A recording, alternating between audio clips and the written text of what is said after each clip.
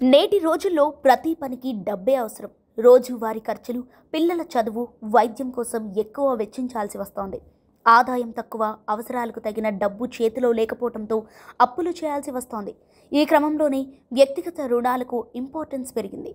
బ్యాంకులు సైతం personal loans ఇచ్చేందుకు ముందుకు వస్తున్నాయి.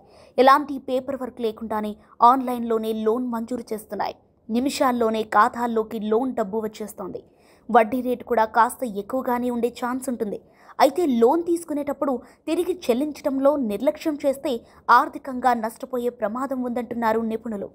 పర్సనల్ లోన్ తీసుకునేటప్పుడు పలు జాగ్రత్తలు తీసుకోవాలని సూచిస్తున్నారు. అవసరం లేనప్పుడు వ్యక్తిగత రుణాలు తీసుకోవటం మానుకోవాలని చెబుతున్నారు. ఆదాయానికి తగినట్టుగానే లోన్ తీసుకోవాలని సూచిస్తున్నారు.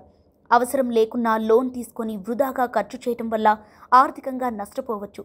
రుణం ఎందుకు తీసుకుంటున్నారో నిజంగా అవసరమేనా అని ఆలోచించుకోవాలి. లేకపోతే లోన్ తీసుకోకపోవటమే బెటర్ అంటున్నారు. వ్యక్తిగత రుణాలు మాత్రమే కాకుండా గృహ రుణాలు, ఆటో రుణాలు కూడా వివిధ నిబంధనలు, షరతులతో వస్తాయి.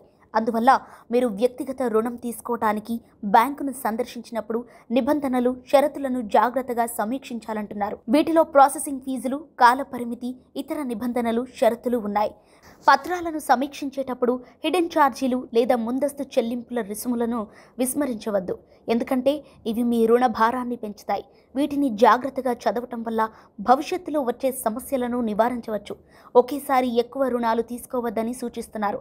సంపాదించిన దానికంటే చెల్లింపులకే ఎక్కువ కేటాయించాల్సి వస్తుంది. మీ అవసరాలను తీర్చే ఒకే బ్యాంకు లేదా ఆర్థిక సంస్థ నుండి రుణం తీసుకోవాలని నిర్ధారించుకోవాలి. రుణం తీసుకుంటున్న బ్యాంకు విశ్వసనీయతను ధృవీకరించడం ముఖ్యం. దీనికోసం మీరు ఆన్లైన్ సమీక్షలు, కస్టమర్ అభిప్రాయాన్ని పరిశీలించాల్సి ఉంటుంది.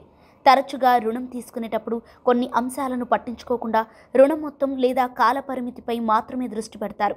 అయితే బ్యాంకు వసూలు చేసే వడ్డీ రేటుపై ప్రత్యేక శ్రద్ధ వహించి దరఖాస్తు చేసుకునే ముందు ఇతర బ్యాంకులతో పోల్చుకోవాలి. వాస్తవానికి వడ్డీ రేట్లలో చిన్న వ్యత్యాసం కూడా మీరు రుణ వ్యవధిలో చెల్లించాల్సిన మొత్తాన్ని గణనీయంగా పెంచుతుంది. అందువల్ల రుణం తీసుకునే ముందు అనేక బ్యాంకులు లేదా ఆర్థిక సంస్థల వడ్డీ రేట్లను పోల్చడం చాలా ముఖ్యం. ఏజెంట్ సలహాపై మాత్రమే ఆధారపడవద్దు. మీరు అత్యల్ప వడ్డీ రేటుతో లోన్ తీసుకుంటే చాలా డబ్బు ఆదాయం చేసుకోవచ్చు అంటున్నారు.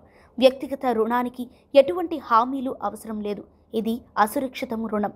ఇది బ్యాంకు రిస్క్ను పెంచుతుంది. అందుకే ఈ రుణంపై వడ్డీ రేటు ఎక్కువగా ఉంటుంది.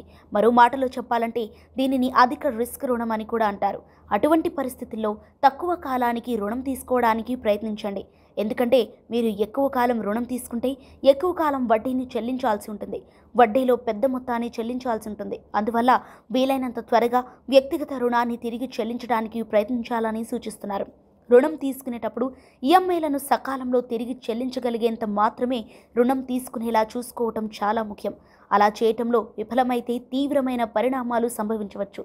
ఆలస్యమైన చెల్లింపులు, జరిమానాలు, అదనపు వడ్డీని కట్టాల్సి వస్తుంది.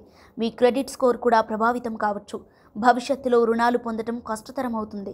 చెల్లింపులు నిరంతరం ఆలస్యమైతే బ్యాంకులు చట్టపరమైన చర్యలు కూడా తీసుకోవచ్చంటున్నారు నిపుణులు.